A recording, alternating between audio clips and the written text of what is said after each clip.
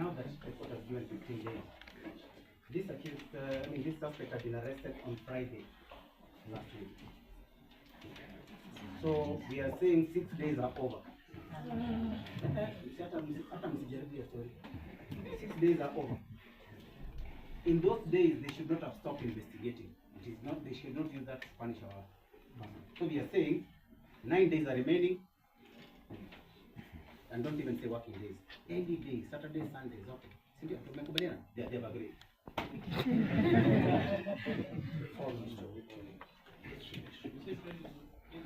Friday, that was 11. No, that was 12. No, 13. It was 13. 12. 13. We are also putting that they had also had, they had taken him, a Kandika statement, count those days. The day again you asked for him, he came. So you only actually 7 days. Well, to give the legal basis to what Cliff is saying. Now, You wanted to say something before we started. after this, then I'll put that. Those are different subjects. You have to give effect to what my brother Mr. Cliff has put it across. The courts now are bound that the sentence starts running from the day somebody is in custody. And that is now the position of the law. And therefore, anybody in a miscellaneous application also gets that favor that from the day he was in custody, the days start running from the day he was in custody. So from Friday, today, those days to be completed, to be part of the days that is being retained. That's all.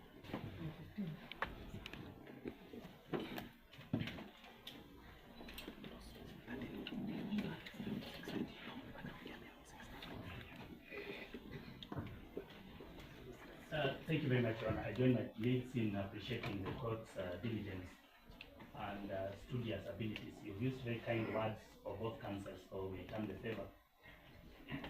On the computation of time,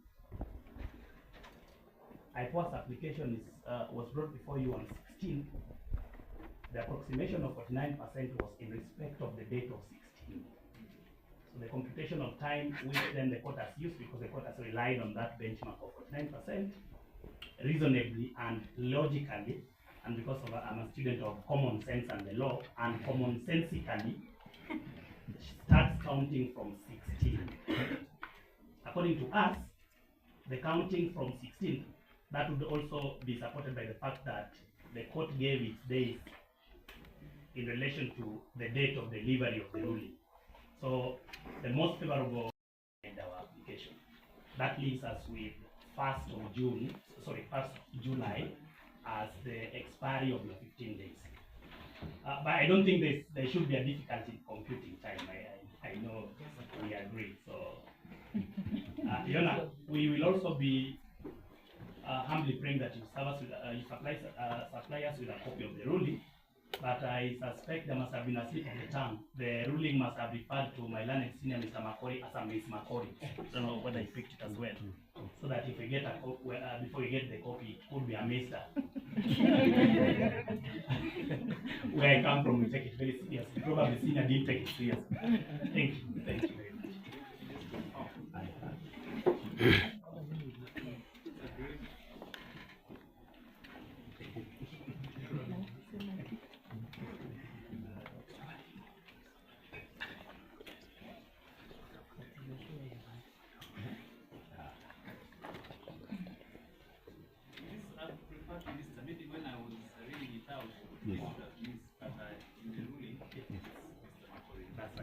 Thank you. I apologize for that, and I take it back. Thank you very much. I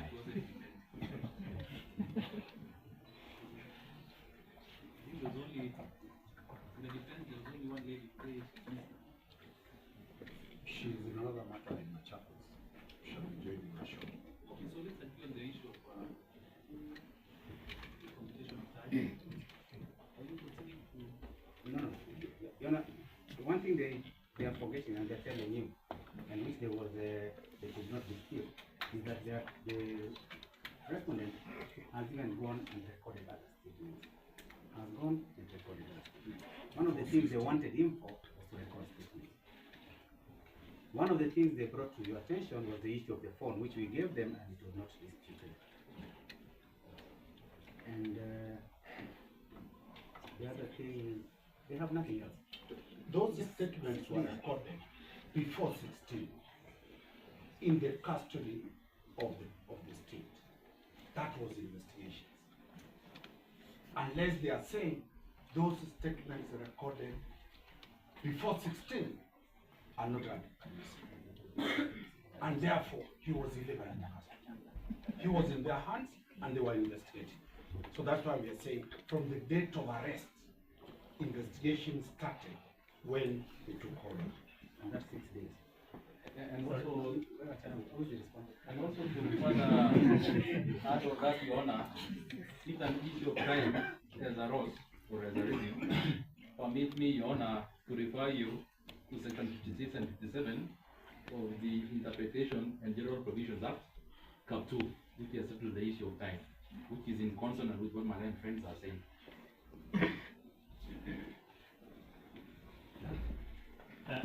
Unless in the law. Anything else you cannot respond. Sorry, Your Honor, this could be on the law because it's on the ruling. The ruling makes reference to 49%, it's not disputed. The application on which this 49% is based is brought to you on 16. As at 16th of June, the IO says we have so far done 49%. It is that baseline that this court has used to say that 21 days where you've done 49% will be on the higher side. Because you've done 49% by 16, I will add you 15 days. Those 15 days can only be counted on the 16th, which is where we have the baseline of 49%. Your Honor, on my left, there is nobody who passed his mathematics. But I was the best student. I'm sorry, I withdraw. On a night note, I withdraw. I withdraw. Your Honor, again, on a night note, I was the best student in mathematics in 2004 in Kenya. So I'm calculating for them. The problem is the English you're not understanding. But Your Honor, it's the issue of the phone.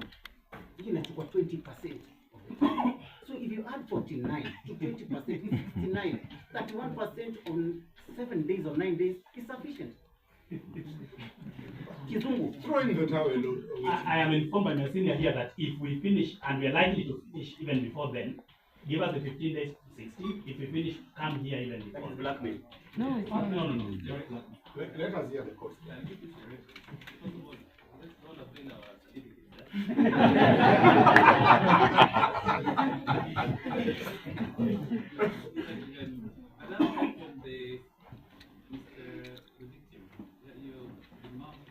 Thank you, Your Honor. I also did I won't say what did I spot. A levels or O levels. Your Honor, it makes sense to compute the number of days that you are granting to the investigators from the date they came to you. Because when they came to you, they said we have done 49% and we need 21 days to do 51%. So you are telling them that 21 days is a bit on the higher side, but I can give you 15. So the 15 is to do the 51%. So it should be computed from the date they had not done the 51%. And that is the past. Your Honor, just to add on one thing, even as you grant us the specific time and compute, remember we'll still have a mention so that they can come and report to the Honorable Court. So that if there are some areas that they need to cover, they will still make another application. So there's no prejudice whatsoever from their side. We'll still come back for mention. And if you have completed the investigations, we shall give you the next process. But if it's not, we will make that application also. Your Honor, with your kind permission, just to be fair, thank you, Your Honor. Just to be fair to the investigator, he's not here at the moment, but being a counsel at Ipoa, I can confirm confidently that on that 16th is when we were computing the 49%.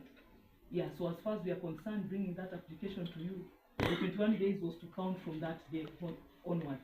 And therefore, with your ruling now, it should actually count from that day, the 49% from the 16th day when the application will be full. Your Honor, if you permit me, Your Honor, I think there are some little oversights being made by my senior Mr. Witty and Mr. Julius Jr. They make the argument with the assumption that the ruling has been made on the 16th. When the ruling has been made, we are common law lawyers, so we can check. So, Your Honor, flowing from the arguments that have been made by my seniors, I think that as we speak already, they have already spent 2 days. Because we came here on the 16th, they have already spent the 2 days.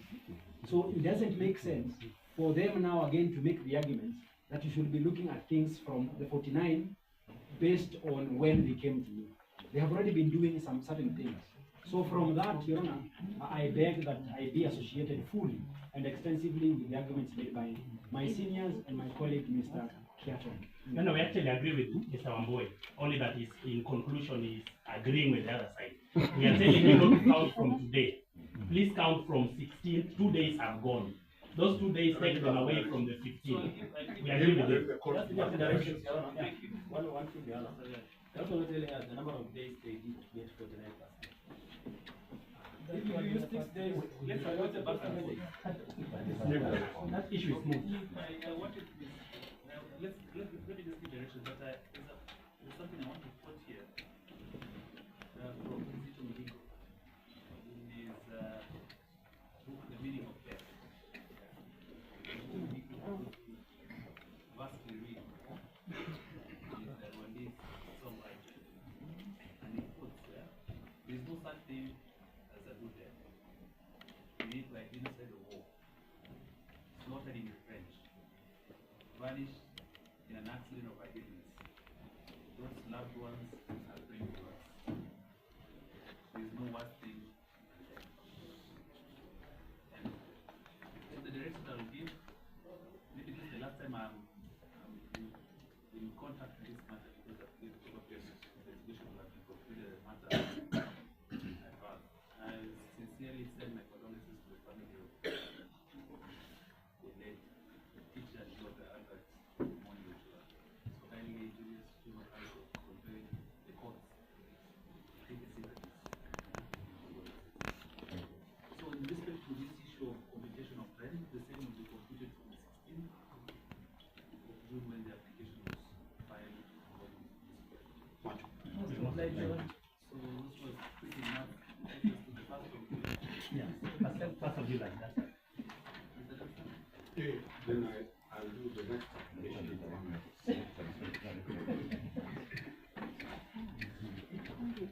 we've agreed with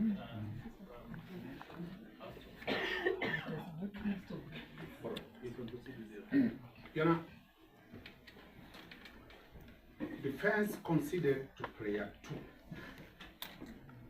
and granted access of the phone to Ipoa. The handset was taken by the investigator on the date of arrest.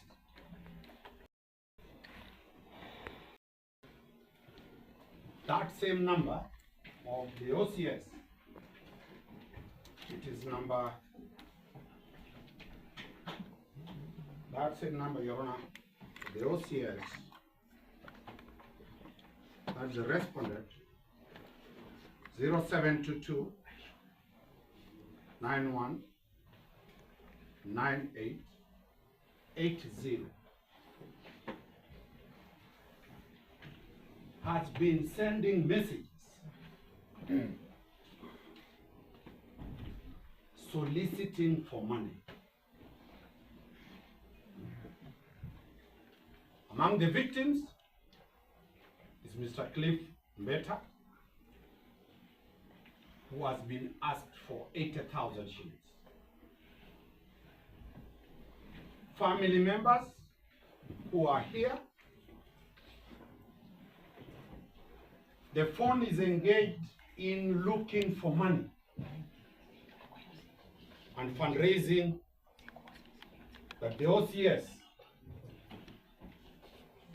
is in a problem that he requires money, people to fundraise for him.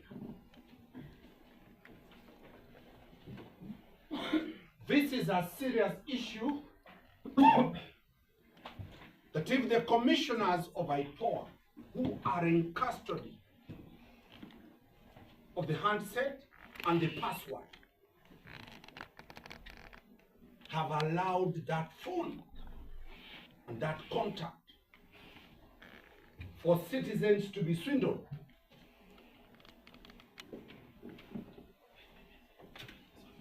it is so serious,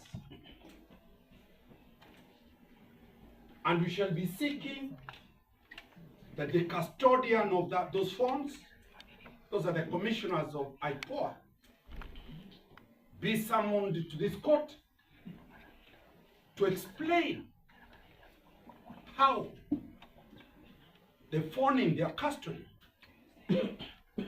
can be used to defraud Kenyans.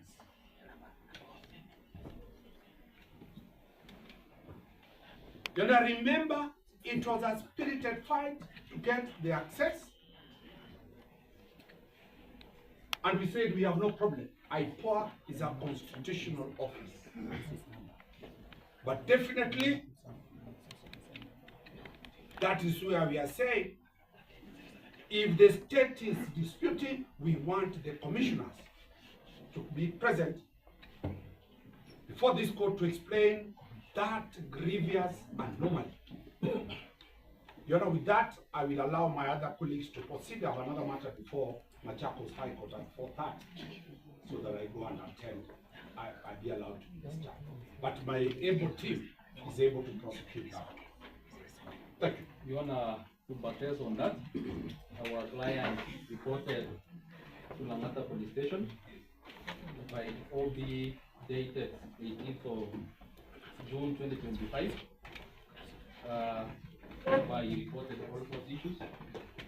And what we pray, Your Honor, apart from the summons, is expedited investigations so as to protect the integrity of the investigation. Because it goes into the root of all this process. If that phone, gadget, and everything is infiltrated, Your Honor, the integrity of investigations will be jeopardized. And as such, Your Honor, pursuant to that OB and that report, we pray that the investigations be expedited, the investigating officer be summoned to explain, and also on top of those commissioners, Your Honor, we so pray.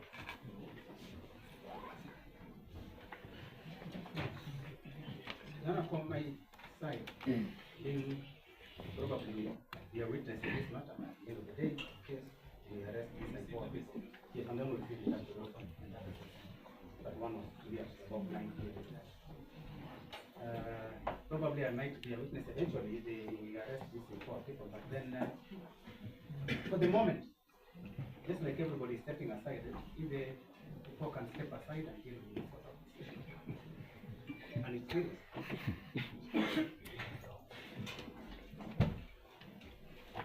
Just before, like we also mentioned, just the integrity of that gadget. That gadget is a subject of investigations by.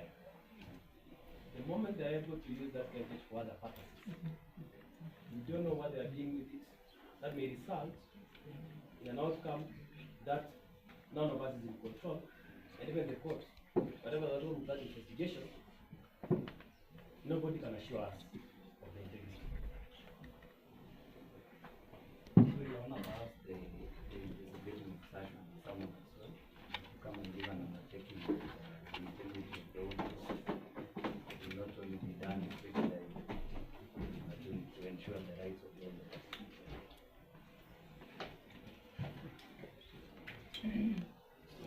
Yes, Your Honor. Very serious allegations have been made, which we are not ready to deny or confirm. We confirm that a phone was taken from the respondent.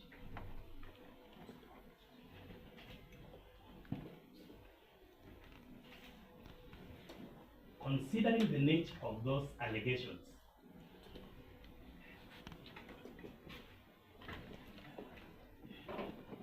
and having heard what Mr.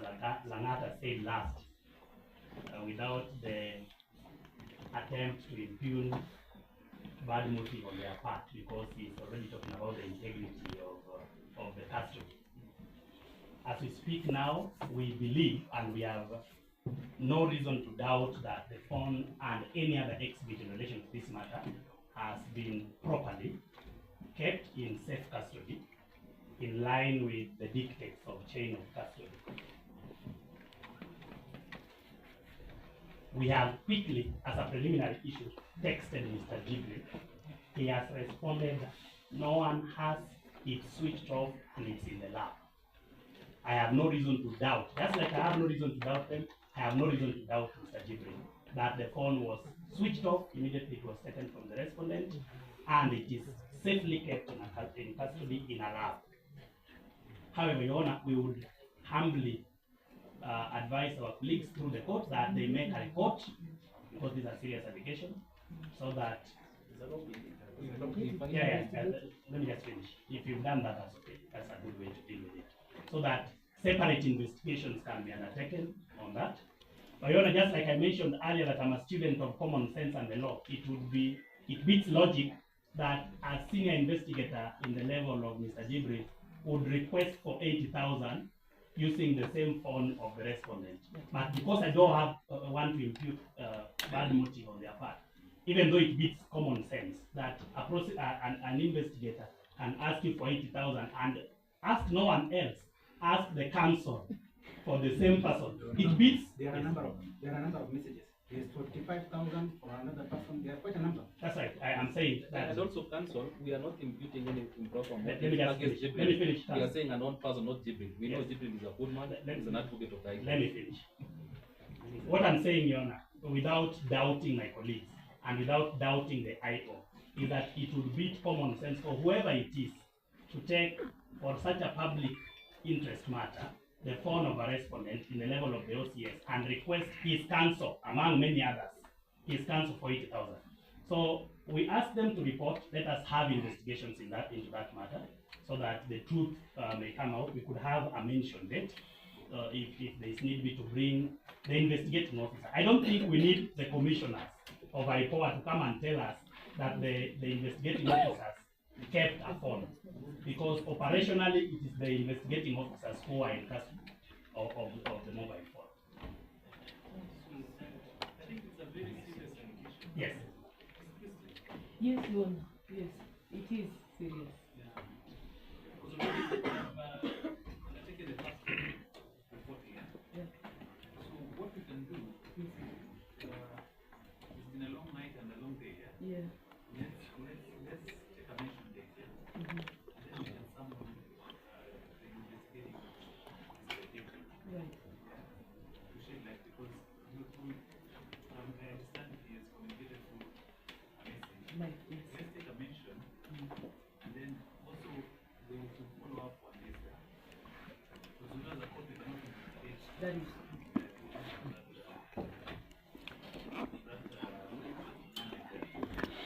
Your Honor, in the kind permission now that you've called upon me, allow me to just say this. Number one, that I have been there for about 8 years, and at no point has any board member or commissioner have access to exhibits.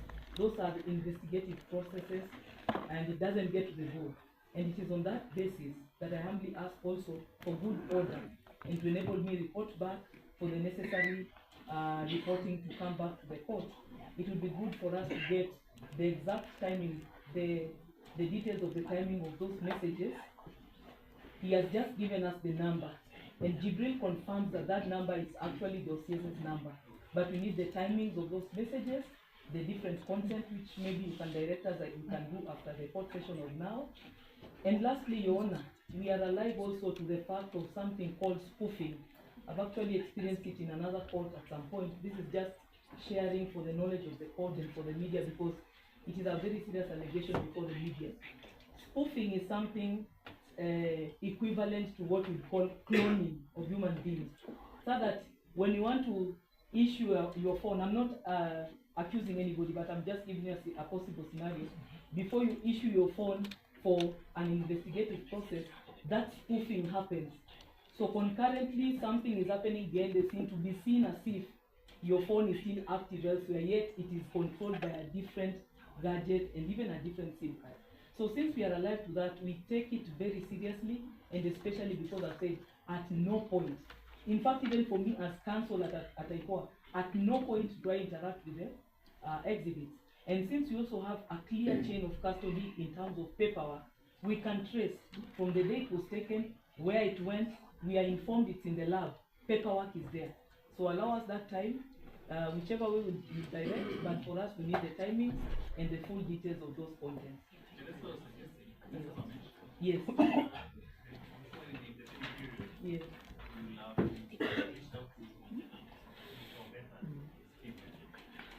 I don't have his contact. I will not know how to reach him. So Your Honor, that will be different. Yes. Just for the purposes of it's a very serious. It is. Serious and Yes, it is. Yeah. and it's a very sensitive matter. Yes. Yes, it is. And we should equally take it seriously. That it deserves. That is true. It has been raised and it has been reported. So let's have a mention where now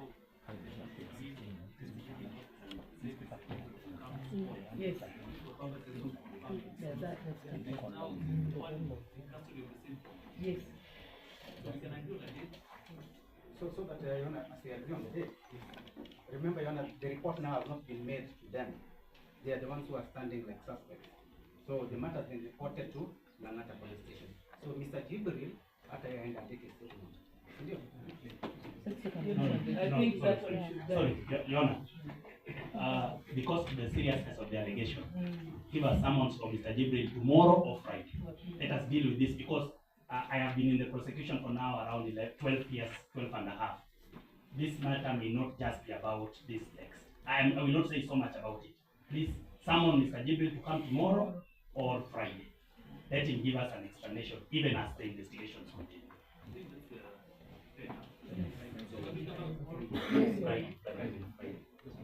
Your Honor, just it's a matter of record, so that it doesn't look like it is only counsel who was sent to speak. Let it be on record that also the family Yeah, it has been pointed out. Yes, I just want to clarify for the sake of, so that it doesn't appear like it is only counsel who is speaking. Let it also be on record. So that you don't make memes about me. Yes, yes, because it appears like he's looking, the way he's looking at things, look at me, but Counsel may not know Mr. Ombeta knows me well. I'm very respectful. So he would have complained if he thought I like to think. But we also add any other person who may have been sent text messages should also report to the matter. They're just saying that we will give it the seriousness. That's why we're saying we come back tomorrow or Friday. Friday. Yes, Friday is okay. At 8 a.m. Oh. That's okay. Yes.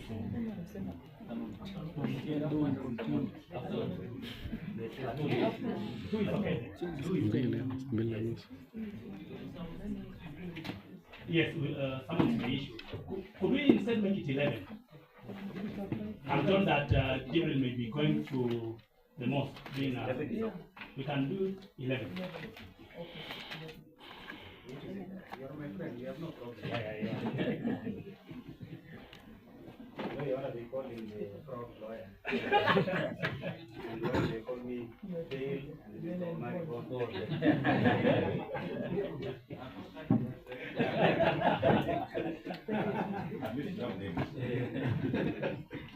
So, once again, I want to thank you for the propriety, the decorum, and you've exhibited. And if there's anyone who has been offended by my ruling, No. that are made in fidelity to the law. So, thank you so much. I wish you a good evening. Thank you to you.